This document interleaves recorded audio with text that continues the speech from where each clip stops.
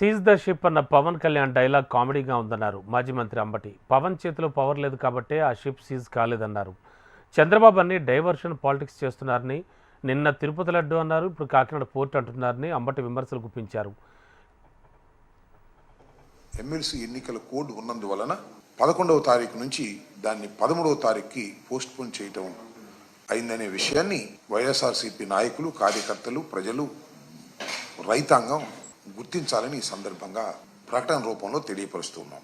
Kakinada seaport లో Aurobindo international company 41% వాటాలను కొనుక్కుంటే, పరస్పర అంగీకారంతో కొనుక్కుంటే, దీనికి అంతా కారణం జగన్మోహన్ రెడ్డి గారు, సుబ్బారెడ్డి గారు, సాయిరెడ్డి గారు, సుబ్బారెడ్డి గారి కుమారుడు, సాయిరెడ్డి గారి అల్లుడు, వీళ్ళందరూ కలిసి గొంతు మీద కత్తి పెట్టి ఈ అగ్రిమెంట్ చేయించారని ఆఫ్టర్ 4.5 years ఇవాళ బయటకు తీసుకొచ్చి